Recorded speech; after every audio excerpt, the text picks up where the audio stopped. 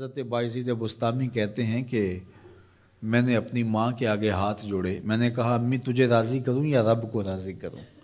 تو اپنے حق مجھے معاف کر دے، اللہ کو میں راضی کر لیتا ہوں۔ ماں نے کہا جاؤ پتر میں اجازت دیتی ہوں۔ گئے جنگلوں میں ذکر و فکر میں لگے رہے، تنہائی میں اس کو یاد کرتے رہے، دن رات ذکر کے چراغ روشن رکھے۔ 12 سال گزر گئے حق کی تلاش میں۔ ایک دن واپس بستام کے قریب سے گزر رہے تھے، خیال آیا چلتے چلتے ماں کو سلام کر جاؤں۔ دروازے کو دستک دینے لگے تو اس خیال نے ہاتھ روک لیا کہ ساری زندگی ماں کو سکھ تو دیا کوئی نہیں، اب دکھ بھی کیوں دینے لگے ہو؟ رات کا ایک پہر بیت گیا ہے، سردیوں کی لمبی رات ہے، ماں بستر میں لیٹی ہوگی، تیرے لیے اٹھے گی، دروازہ کھولے گی۔ دروازے کے ساتھ ہی لگ کے بیٹھ گئے اور ساری رات کاٹ دی، اس خیال سے کہ ماں کو تکلیف نہ ہو۔ جب سحری کا وقت ہوا تو اندر سے جو نالی آتی تھی اس نالی سے پانی آیا، سمجھ گئے میری ماں تہجد کے لیے اٹھی ہے اور وضو کا پانی ہے، تو فوراً دروازے پہ دستک دی۔ اندر سے آواز آئی بیٹا بایزید میں ابھی آئی۔ مائیں بیٹوں کے دستک کے انداز سے جان لیتی ہیں یہ کس بیٹے کے ہاتھوں کا لمس ہے۔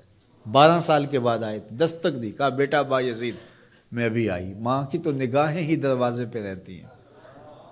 اللہ اکبر۔ کہتے ہیں کہ ماں نے دروازہ کھولا، 12 سال جنگلوں کی خاک چھانتے بیت گئی تھی، پراگندہ صورت، بکھرے ہوئے بال، پھٹے ہوئے کپڑے۔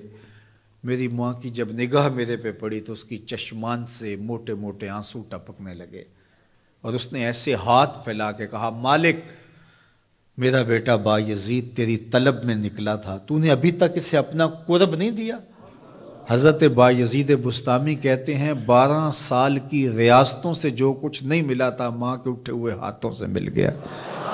میں نے کہا مالک میں تجھے کہاں ڈھونڈ رہا ہوں، تو کہاں موجود ہے؟ تو ماں باپ کی رضا اللہ کی رضا کا دروازہ کھولتی ہے۔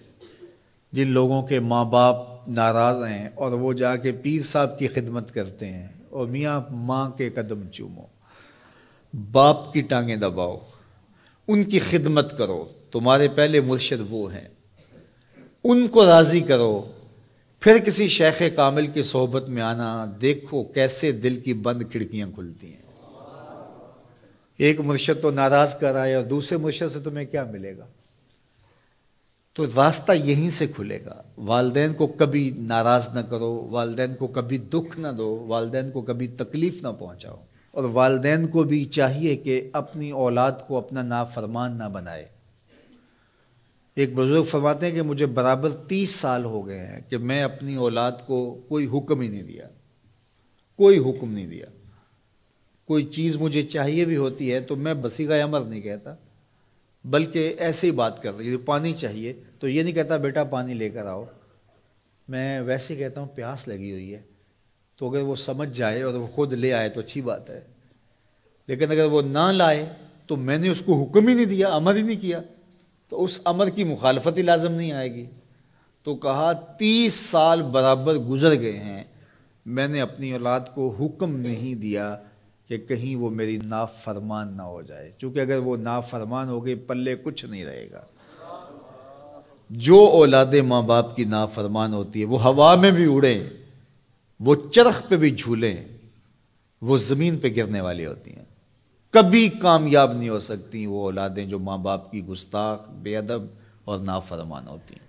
وہی اولادیں سرخرو، کامیاب اور کامگار اور بامراد ہوتی ہیں جو ماں باپ کی خدمت کرتی ہیں، ماں باپ کی دعائیں لیتی ہیں۔ وہ ایک بچہ ماں باپ کے پاؤں دبا رہا تھا، تو ایک بچہ ایک بر اعظم میں، دوسرا دوسرے بر اعظم میں، تیسرا تیسرے بر اعظم میں بڑے بڑے کاروبار کر رہا تھا۔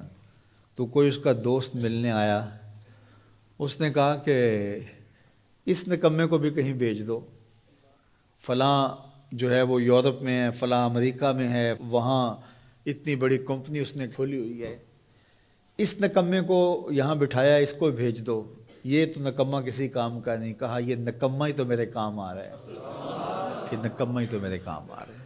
تو اولاد خوش نصیب ہے کہ اپنے ماں باپ کی خدمت کرے اور ان کے ساتھ حسن سلوک کریں۔